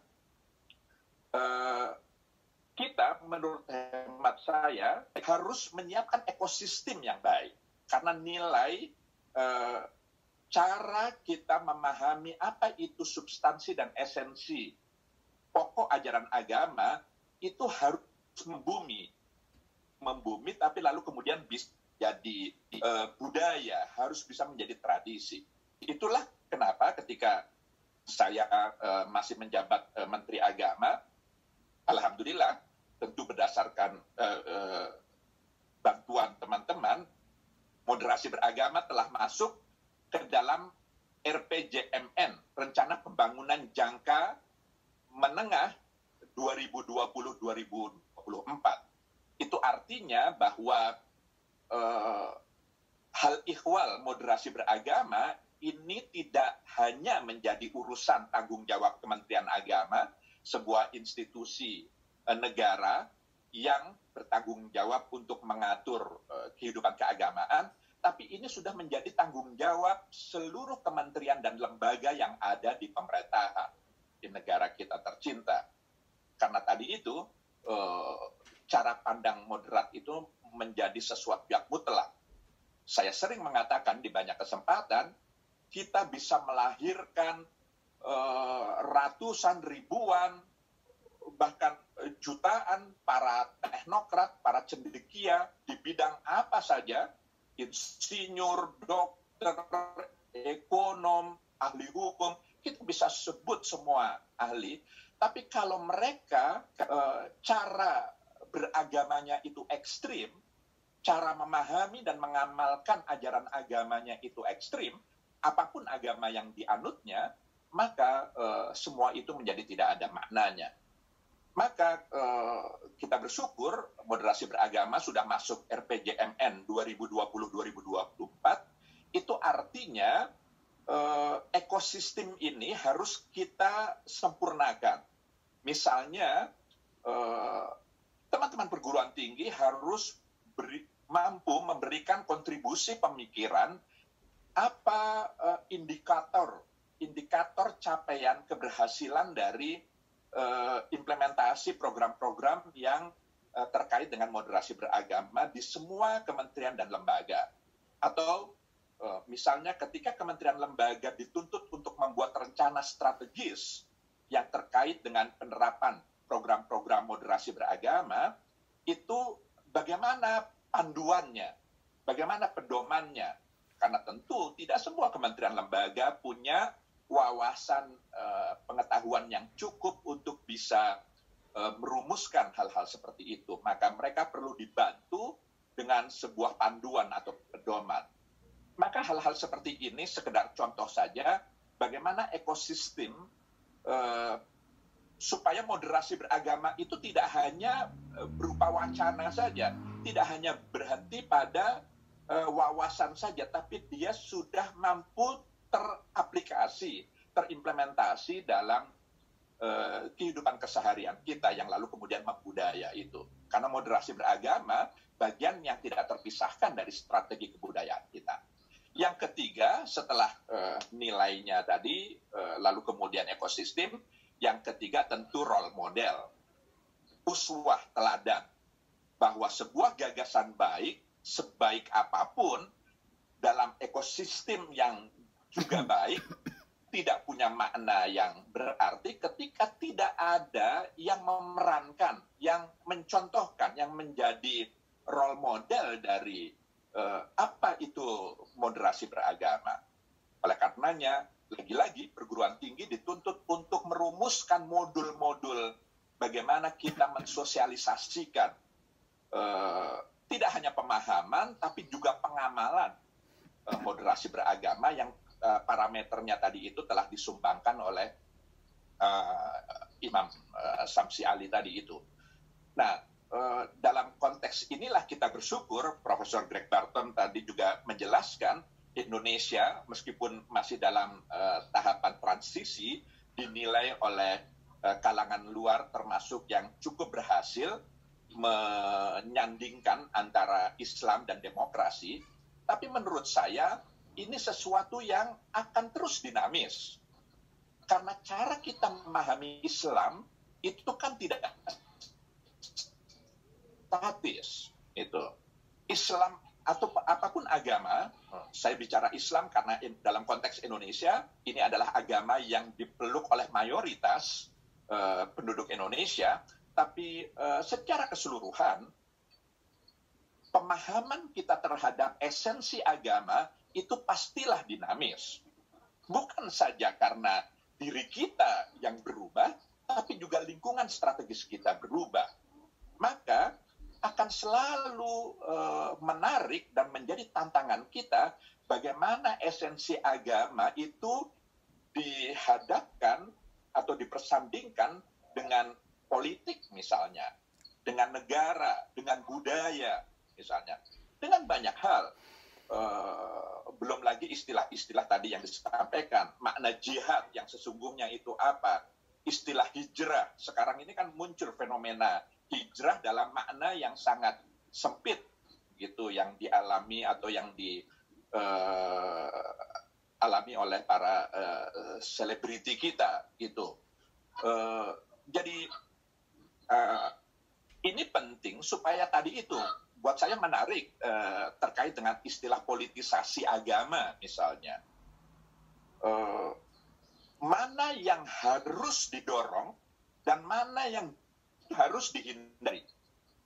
Karena agama itu sesuatu belief, keyakinan yang tidak hanya mempengaruhi alam sadar setiap manusia, tapi dia juga dituntut untuk mengejawantah, manifest dalam aktivitas kesehariannya. Tentu termasuk dalam aktivitas berpolitik, berpemerintahan, berbangsa, dan bernegara. Maka mustahil kalau kita ingin memisahkan agama dari politik, atau sebaliknya, politik dari agama, begitu. Nah, tapi juga jangan sampai agama itu dipolitisasi. Maka saya melihat persoalan seperti ini, kita harus mampu membedakan cara pandang kita terhadap agama itu sendiri. Karena seringkali atau terkadang kita melihat agama itu dari dua perspektifnya yang berbeda. Agama dilihat dari perspektif atau sudut pandang yang formal, agama sebagai sebuah institusi, sebagai sebuah lembaga, yang kalau cara pandang kita seperti ini, maka agama itu selalu membawa kita kepada hal-hal yang sifatnya segregatif, yang memisah-misahkan antara kita dengan yang lain. Oh, saya Islam, oh Anda Yahudi, oh Anda Kristen, Anda Hindu, Buddha, Konghucu, saya Islam, gitu. Berbeda kita. Kalau lalu kemudian sesama Islam nanti dilihat lagi, oh saya Sunni, Ahlus Sunnah, oh Anda Syiah misalnya. Nanti yang sesama Sunni dicoba dilihat lagi, oh Anda Salafi, oh Anda Wahabi, dan seterusnya. Nanti dalam konteks Indonesia, oh saya NU, oh kamu Muhammadiyah, begitu. Nanti jadi begitu, agama kalau dilihat secara institusional, kelembagaan, maka pendekatannya akan menjadi segregatif, terkotak-kotak. Oh saya mazhabnya itu, Anda mazhabnya yang lain, gitu. Oh kita beda, kita tidak sama, gitu. Tapi ada cara pandang yang kedua, agama dilihat secara esensi atau substansi ajarannya. Agama sebagai nilai, norma yang dimaksudkan untuk menjaga harkat, derajat, martabat kemanusiaan. Maka kalau kita melihat agama dalam perspektif yang kedua ini, pada esensi dan substansinya, maka kita tidak akan menjumpai perbedaan. Meskipun kita berbeda keimanan sekalipun, begitu. Itu tadi yang dijelaskan oleh Imam Samsi Ali, bahwa bicara keadilan misalnya, semua kita pastilah sepakat, tidak ada perbedaan. Bicara tentang harkat, derajat, martabat kemanusiaan, hak asasi manusia, persamaan di depan hukum, toleransi, menerima, menghargai, menghormati kemajemukan, keragaman misalnya. Dan seterusnya, banyak sekali kita bisa susun itu. Nah, maka ketika kita akan berpolitik, tentu berpolitik praktis, yang masing-masing memiliki interestnya sendiri-sendiri, kepentingannya, maka agama yang dilibatkan, tidak hanya sekedar dilibatkan, menjadi dasar dan sekaligus orientasi kita berpolitik adalah agama dalam pengertiannya yang kedua tadi itu. Nilainya, ajarannya, esensi dan substansinya. Bukan agama dalam maknanya yang pertama, secara kelembagaan. Karena kalau yang pertama, ya tentu kita akan semakin segregatif, kita akan semakin terkotak-kotak dan lalu kemudian terpecah belah. Dan itu sangat membahayakan di tengah-tengah realitas kita yang majemuk, yang beragam ini. Jadi inilah moderasi beragama, karena sesungguhnya ini tidak hanya menjadi kebutuhan kita, bangsa Indonesia, tapi menurut hemat saya ini menjadi kebutuhan dunia. Karena kita sekarang hidup di era globalisasi yang sudah tidak lagi tersekat-sekat dengan batasan wilayah atau baik administratif maupun geografis tempat di mana kita tinggal. Kita sekarang sudah menjadi warga dunia yang menyatu, sehingga lalu kemudian apa yang terjadi di belahan manapun di dunia ini itu pastilah punya dampak pengaruh terhadap yang lain.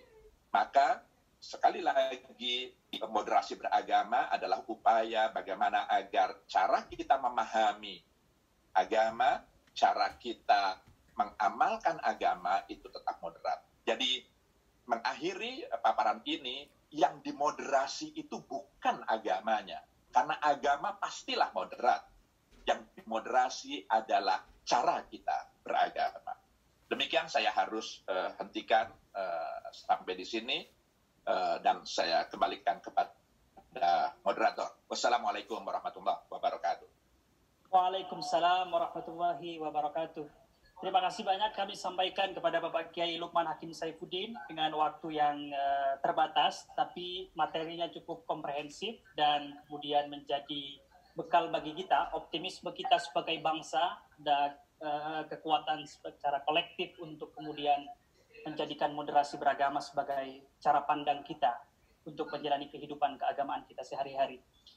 Baik Bapak Ibu semuanya, Bapak partisipan yang telah bergabung pada kesempatan malam hari ini, ada banyak, kami mengucapkan terima kasih, ada sekitar 200 partisipan dan ratusan yang bergabung di link YouTube kami. Kami menyampaikan terima kasih khususnya juga kepada beberapa rektor dari perguruan tinggi keagamaan Islam yang juga bergabung pada kesempatan pagi hari ini atau siang hari ini, di mana tadi ada materi yang kaitannya dengan sivitas akademika dari Bapak Lukman Hakim Saifuddin dan akan sangat memudahkan untuk kemudian moderasi beragama itu dikuatkan di masing-masing perguruan tinggi keagamaan Islam, terutama dengan pendirian rumah moderasi beragama. Bapak-bapak, ibu-ibu yang saya hormati, karena perbedaan kita sangat jauh, perbedaan waktu maksud kami, karena Bapak Imam Syamsi Ali berada di New York, di Amerika, kemudian kita berada di Indonesia, mungkin sekarang sudah malam di waktu Amerika, maka kami mempersilahkan nanti kepada Bapak Syamsi Ali untuk menyampaikan closing statement, sekaligus menjawab sebuah pertanyaan. Saya akan bacakan satu pertanyaan dari Wildan Humaydi dari dosen YIN Purwokerto. Pertanyaannya adalah, pasca reformasi 98 di mana keran demokrasi itu terbuka, maka kemudian lahirlah organisasi-organisasi kemasyarakatan di Indonesia yang itu berkah dari pasca reformasi itu sendiri. Tapi kemudian gejala riak-riak konflik itu justru datang dan lahir dari mereka setelah mereka masuk ke Indonesia. Kita mengenal gerakan Islam transnasional dan lain sebagainya, yang itu menyebabkan kepada undemocratic system. Maka kemudian beberapa riset menyatakan Indonesia in democratic decline misalnya, demokrasinya sedang dalam kemunduran karena disebabkan oleh riak-riak konflik yang datang dari gerakan-gerakan Islam, terutama pasca reformasi. Kami meminta tanggapan kepada Bapak Imam Syamsi Ali, dan jika sekaligus Bapak Imam Syamsi Ali undur diri misalnya karena sudah waktu yang cukup malam. Nanti bisa kami lanjutkan dengan Bapak Kiai Lukman Hakim Saifuddin. Silakan Bapak Imam Syamsi Ali. Baik, terima kasih. Pertanyaannya sangat luar biasa. Jadi masih di mute suaranya Pak. Ya, di mute dari sebelah sana. Jadi saya mungkin menanggapi secara singkat ya. Saya tidak cenderung untuk mengatakan bahwa terjadi decline ya atau penurunan. Karena sekali lagi memang kita hidup dalam dunia tidak saja saya kira karena demokrasi Indonesia, tapi memang itu adalah tabiat dunia kita sekarang yang serba terbuka. Dunia global kita ini salah satu di antaranya ditandai oleh keterbukaan yang sangat luar biasa. Kecepatan informasi yang datang dari mana-mana, lalu lintas informasi luar biasa ini, yang terkadang manusia yang tidak memiliki posisi yang kuat, itu pasti akan terwarnai dan akan tergoncang. Dan ini juga terjadi dalam kehidupan publik. Ketika sebuah publik masih dalam keadaan berproses, belum memenuhi semua kematangan, lalu kemudian karena proses globalisasi yang sangat luar biasa ini, maka pasti akan terjadi hiruk pikuk ya. Yang saya mestilahkan mungkin hiruk pikuk dengan bahasa yang sangat sederhana. Dan itu yang nampak seperti terjadi dalam sebuah tatanan masyarakat. Di Indonesia ada gesekan-gesekan yang terjadi antara masyarakat. Ya. Tapi sekali lagi, ini tidak eksklusif Indonesia dalam sejarah demokratisasi. Kita lihat misalnya Amerika sampai sekarang ini masih dalam proses ya. Sejak perjuangan Civil Rights Movement yang dikemandoi oleh Martin Luther misalnya, sampai sekarang ini juga masih terjadi dengan pembunuhan George Floyd misalnya baru ini di Minnesota atau Minneapolis, lalu kemudian terjadi gelombang demonstrasi besar-besaran. Ini pertanda bahwa Amerika sebenarnya dengan sudah sekian ratus ya merdeka dan proses pematangan demokrasi, tapi juga masih dalam keadaan seperti itu. Artinya ini akan terus terjadi proses pematangan demokrasi ya. Dan itu pasti kita expected lah, kita something expectable pasti akan terjadi bahwa akan ada gesekan-gesekan yang terjadi pada proses-proses tersebut. Karena ini ada proses pematangan. Ya ibaratnya sebuah anak remaja yang terkadang sudah merasa dewasa, tapi pada saat yang sama egonya tinggi karena masih remaja gitu. Sehingga, nah itu yang kemudian terjadi gesekan-gesekan. Artinya begini, saya barangkali ingin supaya bangsa kita ini pertama, di satu sisi mari kita mengakui adanya ketidaksempurnaan itu, tapi jangan kemudian ketidaksempurnaan itu pertama kita jadikan sebagai sebuah kesimpulan bahwa kita harus pesimis. Ya. So, terkadang kerap kali ada orang yang kemudian seolah-olah menampilkan wajah bangsa dan negara kita ini dengan wajah yang pesimis. Ya. Sehingga di luar negeri misalnya ada pihak-pihak yang justru sengaja menampilkan kasus-kasus yang terjadi. Ada sebuah kasus di sebuah tempat, itulah yang dijual seolah-olah menampilkan wajah Indonesia begitu. Nah saya sebagai putra Indonesia sangat tersinggung itu. Ya. Ketika sebuah kasus dijadikan alasan untuk kemudian menampilkan sebagai itulah wajah Indonesia. Bahkan saya sebagai orang Islam tinggal di Amerika, saya harus fair kepada Amerika. Saya tidak ingin mengatakan bahwa Amerika itu anti-Islam. Kenapa? Karena buktinya kami bebas di Amerika. Kami semua orang Islam Muslim, kami bebas mengkritik Donald Trump. Ya. Ada kebebasan bagi orang Islam di sini. Maka ketika saya pulang ke Indonesia lalu mengatakan bahwa Amerika itu Islamofobik, anti-Islam, saya mengatakan tidak. Ada kasus-kasus yang terjadi. Nah ini juga seharusnya menjadikan kita sadar sebagai bangsa. Bahwa jangan sebuah kasus kemudian ditampilkan sebagai wajah bangsa. Karena itu akan menumbuh suburkan pesimisme ya. Saya masih tetap optimis bahwa Indonesia itu akan bangkit. Ini hanya proses-proses yang terjadi. Pematangan ini akan terus-menerus terjadi gitu loh.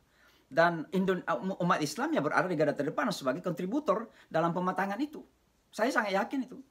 NU, Muhammadiyah dan organisasi yang lain, mereka yang berada di garda terdepan untuk mematangkan proses demokratisasi di Indonesia itu. Tapi intinya adalah bahwa Indonesia berproses ke arah yang lebih baik lagi. Jadi saya tidak melihat sebaliknya bahwa terjadi decline. Ya. Itu adalah proses hiruk pikuk, gesekan-gesekan dalam proses pematangan tersebut. Nah, saya ingin barangkali menutup dengan beberapa minimal 3 poin saja. Yang pertama, dalam melihat demokrasi dan sebaliknya ekstremisme ini, saya kira kita harus fair ya. Karena kerap kali di dalam kita menampilkan sebuah konsep ini ada ketidakadilan ya. Misalnya ketika orang Islam melakukan kesalahan, orang Islam yang bukan Islamnya, lalu kemudian Islamnya yang kemudian kita tuduh. Dan ini kami yang kemudian merasakan itu. Betapa Islam ditakutkan di Amerika ini.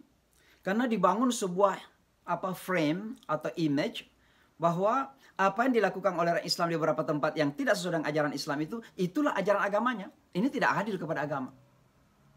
Ketika kita melihat bagaimana saudara muslim kita di India misalnya perlakuan seperti itu, kan tidak adil kita menduduk agamanya kan. Ketika white supremacy misalnya membunuh, membantai teman-teman kita di Selandia Baru, kan tidak adil kita menduduk Kristen kan.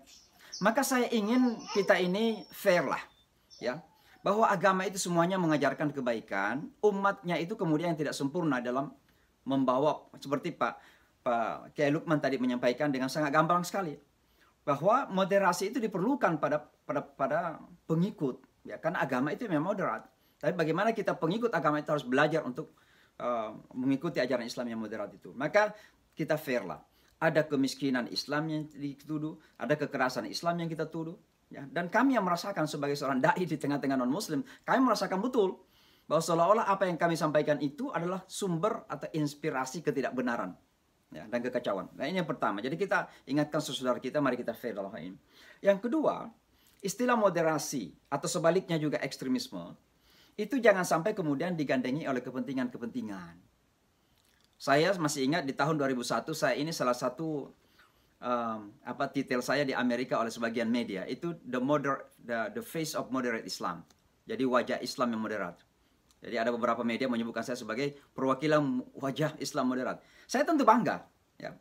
Tapi ketika frame itu terjadi karena dianggap bahwa saya dekat dengan masyarakat lain, kemudian dekat dengan pemerintah, tujuannya adalah ada kepentingan di situ, maka tentu bukan karena saya sebagai Islam, maka saya yakin tidak fair kepada agama gitu.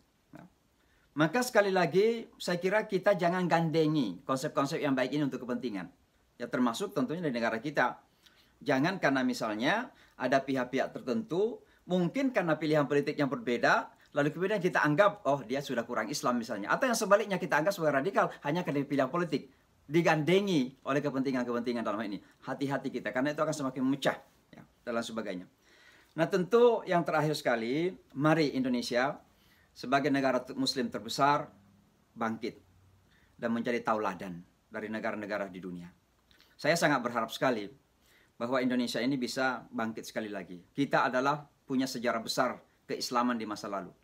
Kita dulu adalah bangsa yang mengekspor minimal ulama ke luar negeri ke Malaysia mengajarkan Islam. Nah, sekarang ini kita harus belajar Islam dari Malaysia misalnya. Enggak ada salahnya sih. Tapi maksud saya adalah mari kita bangkit kembali karena Islam di Indonesia ini adalah Islam yang dirindukan oleh dunia. Islam yang betul-betul dirindukan. Islam yang bersahabat, yang tersenyum, yang bisa memainkan antara agama dan demokrasi, memberikan penghormatan kepada wanita. Ini memang dirindukan dunia. Maka kami ini termotivasi oleh Islam Indonesia itu sehingga kami tetap punya semangat tinggi. Makanya kami mendirikan Yayasan Nusantara ini, salah satunya. Itu. Bahkan kami mendirikan pesantren. Karena kami yang anggap bahwa salah satu tulang punggung pendidikan Islam Indonesia adalah pesantren. Maka kami mendirikan pesantren di Amerika Serikat. Maka insya Allah ini amanat keislaman, amanat keimanan kita. Sekaligus amanat kebangsaan, konstitusi. Bahwa Indonesia harus berada di garda terdepan untuk menyampaikan perdamaian, mengenakan perdamaian. Dan Islam kita anggap sebagai bagian dari elemen perdamaian dunia kita. Jadi ini harapan saya sebagai putra bangsa, mari Indonesia kita bangkit, tampilkan Islam yang dirindukan di dunia itu, Islam yang rahmatan lil alamin. Saya kira demikian, terima kasih sekali lagi. Assalamualaikum warahmatullahi wabarakatuh. Waalaikumsalam warahmatullahi wabarakatuh. Terima kasih kami sampaikan kepada Bapak Imam Syamsi Ali yang telah memberikan respon yang cukup lengkap dan komprehensif dari pertanyaan yang datang dari salah satu peserta dari YIN Purwokerto. Berikutnya, karena waktu juga sudah sangat terbatas, kami minta yang sudah raise hand dari tadi, ada salah satu peserta, hanya satu, dan kami batasi 3 menit kepada Bapak Lutfi Hamidi. Kami persilakan jika ingin menyampaikan pertanyaan, bisa disampaikan kepada Bapak Imam Syamsi Ali atau Bapak Lukman Hakim Saifuddin. Kami hanya memberikan satu sesi saja untuk pertanyaan secara langsung, dan selanjutnya jika ada pertanyaan-pertanyaan yang lain dapat disampaikan di kolom chat. Kami persilakan Pak Lutfi Hamidi, hanya waktu sekitar 2-3 menit langsung pada pertanyaannya. Silakan. Oke, terima kasih. Assalamualaikum warahmatullahi wabarakatuh. Waalaikumsalam. Saya hanya tidak bertanya, mengapresiasi terhadap gagasan Pak Lukman Saifuddin yang luar biasa, dan ini adalah waris beliau yang sangat luar biasa juga, karena atas inisiatif beliau lah moderasi beragama di Indonesia menjadi booming di dunia internasional. Terima kasih juga Pak Imam Samsi yang telah menjadi duta Islam Nusantara. Kalau boleh, meskipun Muhammadiyah, Pak Nur. Oke, saya kira itu aja. Terima kasih. Assalamualaikum warahmatullahi wabarakatuh. Waalaikumsalam warahmatullahi wabarakatuh. Baik, kami akan membacakan satu pertanyaan juga dari Bapak Aulul Pak Izin, bahwa menurut beliau ada data riset yang menunjukkan ada sekitar 35% kaum muslim tidak mau kemudian kalau bertetangga atau berdekatan dengan non-muslim, atau kemudian ada sekitar 25% riset menunjukkan, saya juga tidak tahu risetnya dari mana karena tidak disebutkan di sini, bahwa menolak kepemimpinan non-muslim atau yang tidak seagama dan lain sebagainya. Pertanyaannya adalah mengapa sikap-sikap seperti itu masih terus muncul di Indonesia, dan kemudian bagaimana pula cara menghadapi atau solusi alternatif untuk kemudian menggandeng mereka, mengajak mereka pada sisi tengah untuk beragama yang secara moderat dan toleran agar tidak lagi data-data yang menunjukkan seperti itu. Kami persilahkan kepada Bapak Lukman Hakim Saifuddin untuk menanggapi dua pertanyaan itu. Yang pertama dari Pak Lutfi Hamdi sebenarnya hanya sekedar penilaian pada acara pada siang hari ini. Kepada yang terhormat Bapak Kiai Lukman Hakim Saifuddin. Selamat ya Mas. Ayo Mas. Atau kalau belum nyambung kepada Pak. Ya. Terdengar ya? Ya baik ya bagi. Ya. Pertama tentu kepada Pak Lutfi Hamidi. Wah, saya baru ketemu lagi, sudah cukup lama tidak jumpa dengan Pak Lutfi ini, Rektor IAIN Purwokerto kita periode yang lalu. Terima kasih atas apresiasinya. Ya tentu sadar mengangkat kembali, sebenarnya moderasi beragama ini adalah ajaran para ulama-ulama terdahulu kita, para guru-guru kita gitu. Jadi saya semata mengangkat kembali saja. Sebenarnya yang lebih banyak memperkenalkan Islam di Indonesia, Islam di Nusantara itu justru Pak Imam Samsi Ali, karena beliau tentu jaringannya lebih mendunia gitu. Sekali lagi terima kasih apresiasinya. Yang kedua, terkait dengan pertanyaan tadi, mengapa masih saja ada cara pandang, pemahaman kalau kita itu merasa tidak nyaman, bahkan insecure, merasa tidak nyaman, tidak aman, atau terancam kalau berada di dalam komunitas yang berbeda dengan kita. Maka sesungguhnya kita harus mengajak, karena ini kan proses dakwah yang belum selesai, maka kita perlu menjelaskan pada esensi ajaran agama itu, yang salah satunya adalah menyikapi keragaman itu sebagai sebuah realitas, sebagai sebuah takdir Tuhan. Jadi ini memang maunya Tuhan, kehendak Tuhan menjadikan kita ini beragam-ragam di hampir semua sektor kehidupan kita. Maka keragaman itu jangan dihindari, jangan dielakkan, jangan ditolak. Karena ini takdirnya, takdir Tuhan. Tidak mungkin kita menolaknya gitu.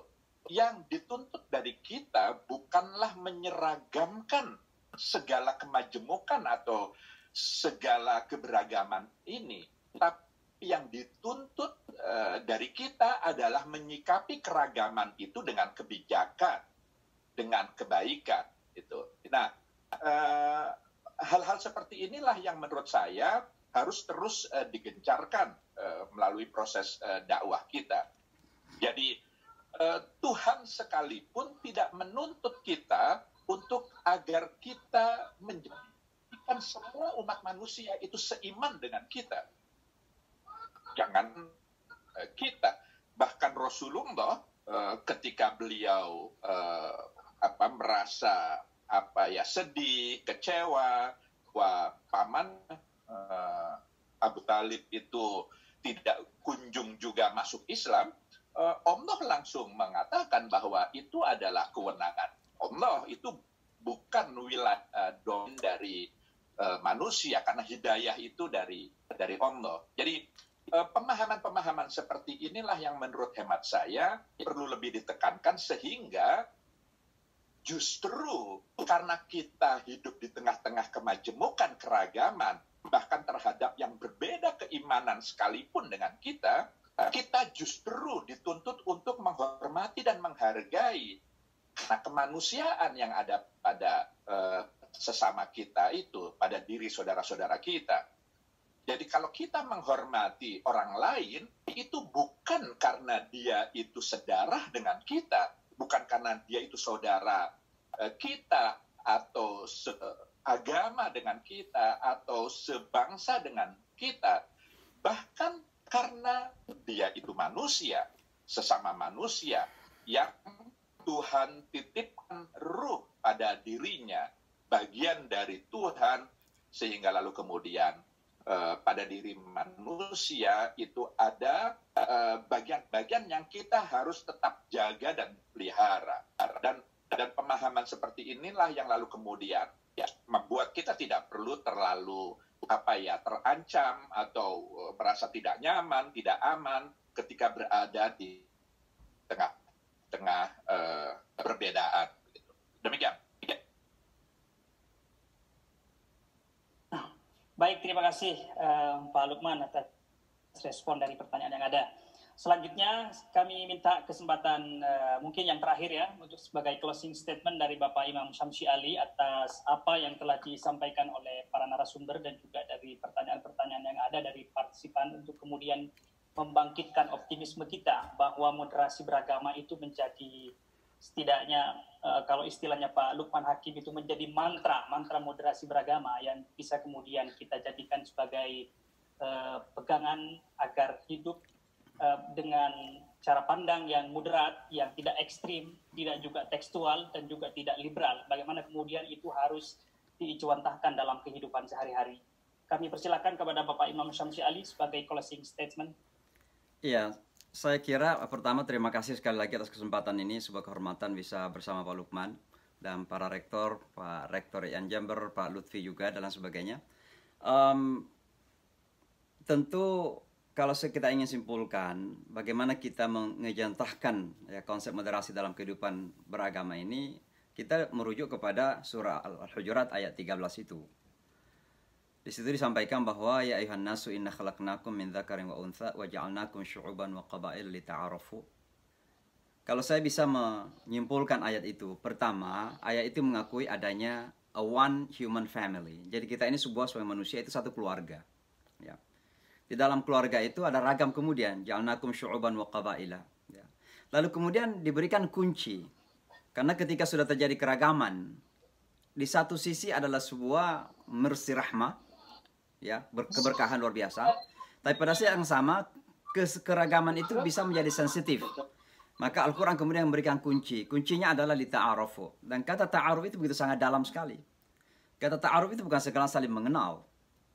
Ada uruf di situ, termasuk budaya, kultur, budaya, custom dan sebagainya. Terlibat situ. Maka saya menyimpulkan kata ta'aruf itu minimal 3. Yang pertama, saling mengenal untuk membangun kesefahaman. Ya. Kemudian membangun rasa kasih, mutual compassion, ya, rahmah dan kasih sayang di antara kita. Dan kemudian di situ terbangun ta'awun, kerjasama. Dan bahkan yang lebih tinggi lagi, ada apresiasi di tengah keragaman itu. Ya, ada apresiasi. Makanya Al-Quran mengatakan, inna akramakum indallahi atqakum. Yang paling mulia di sisi Allah itu yang paling bertakwa. Padahal di situ awalnya annas, berarti pada semua kelompok manusia itu ada unsur-unsur ketakwaan yang harus kita apresiasi. Makanya saya apresiasi kebaikan yang ada pada teman-teman Kristiani, kebaikan pada Yahudi, kebaikan pada Hindu, kebaikan pada Buddha. Ya. Walaupun secara teologis mungkin kita berbeda pendapat. Ya.